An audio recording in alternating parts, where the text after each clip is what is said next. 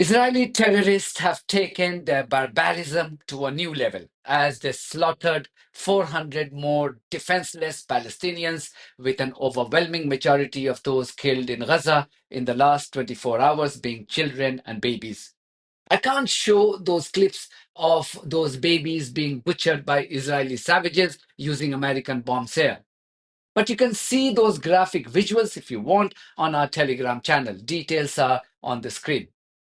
The current situation is a direct result of Israel's refusal to honor the three-state ceasefire deal that it signed in January. This is absolutely crucial. You have to understand this first.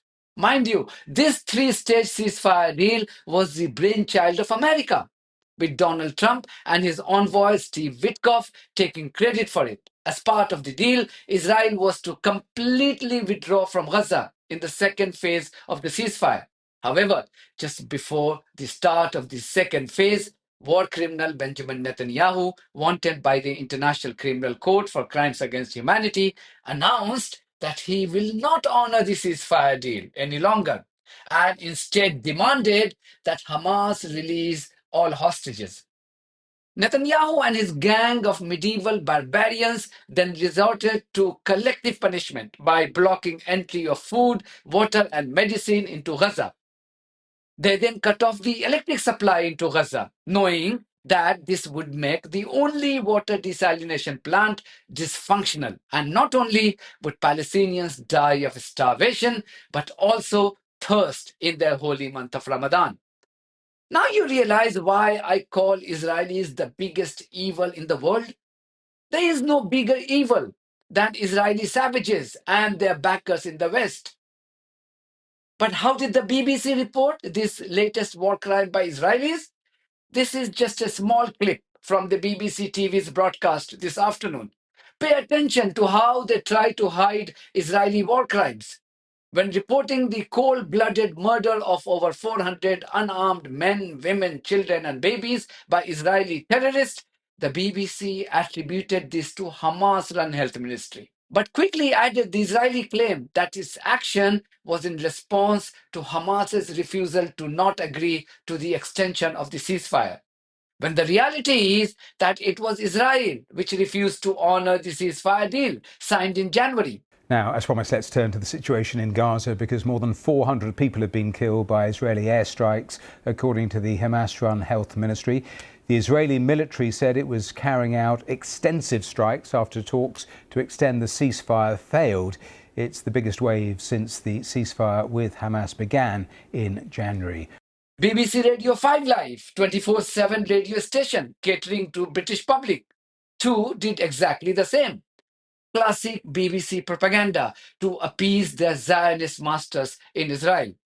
Indulge in dishonest practice by deliberately hiding the fact so that Israelis are not made to look criminals globally, even after they commit crimes against humanity. BBC Radio 5 Live went a step further and carried a clip of an Israeli government spokesperson to further reinforce the propaganda that Palestinians were to be blamed for Israeli atrocities. It's always Palestinians who are to be blamed for any amount of Israeli atrocities. Hamas officials in Gaza say more than 400 people have been killed in Israeli airstrikes, which are continuing in the territory. Israel says it took the action after Hamas refused to release hostages and extend phase 1 of the ceasefire. Nadav Shoshani is a spokesman for the Israeli military. Our objective is to fight Hamas, to take away their abilities, to make sure that they don't have abilities to carry out terror attacks like they have been planning in recent days and weeks. At the same time, we are operating to see those hostages returned to Israel. We see Hamas, and they've said this publicly, that they want to carry out another October 7th. We've seen them try and regroup, and we, as an army, we believe we have to act against this. We have to remove those threats. BBC News TV then carried a similar clip from the UN Security Council, which convened urgently to discuss the Israeli terrorism. The BBC chose to carry a clip of what the US representative had to say. UN Security Council session, their representative had this message of support for Israel. The blame for the resumption of hostilities lies solely with Hamas.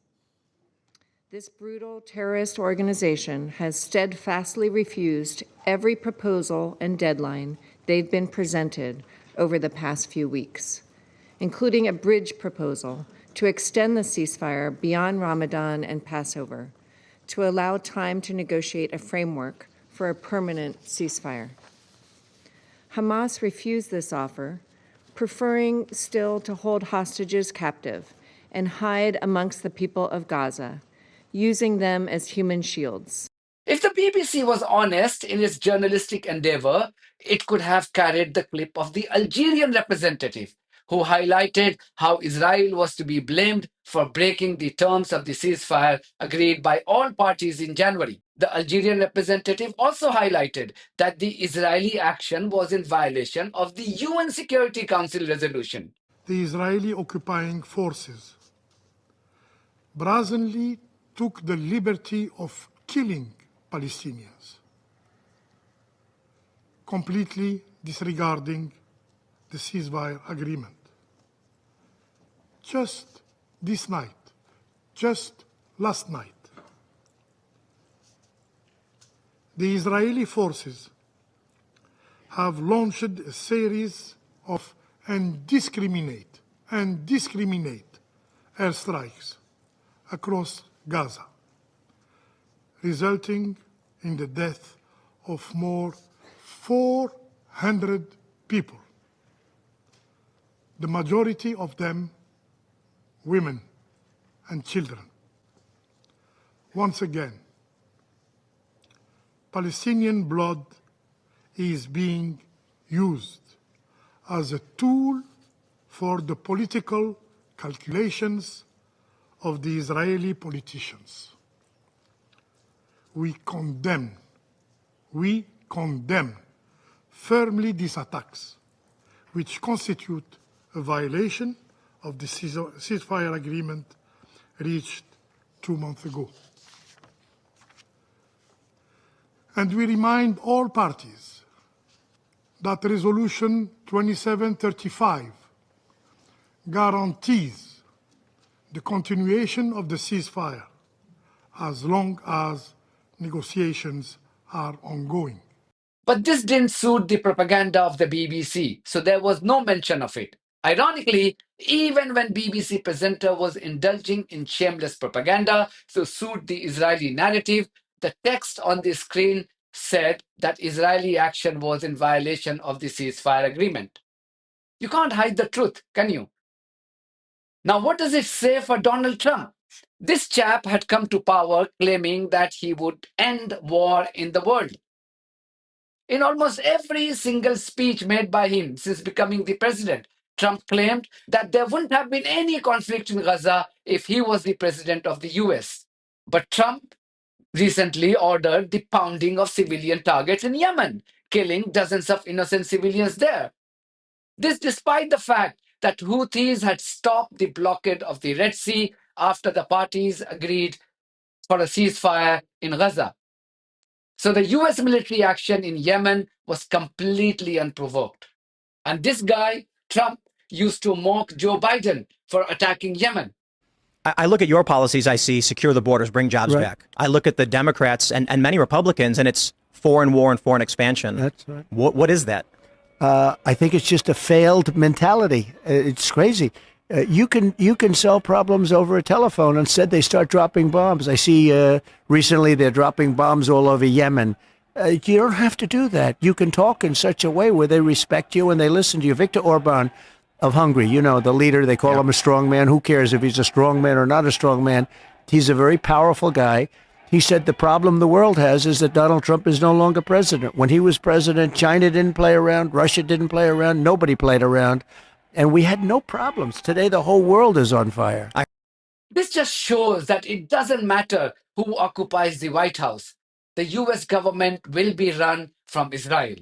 Israeli thugs are the real rulers of America.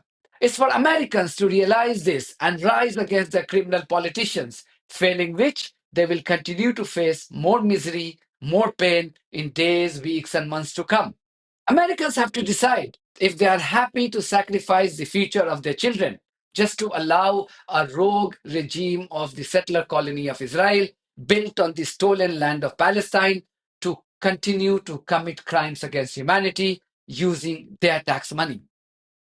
That's it from me. Thank you very much for your support of this platform and our journalism on buymeacoffee.com and Patreon. If you do think that our journalism is worth supporting, then you too should consider becoming part of it. Details are there in the description of this video. In the meantime, if you haven't subscribed to my channel, please do so, because that's one of the many ways you can support independent journalism. God bless you all.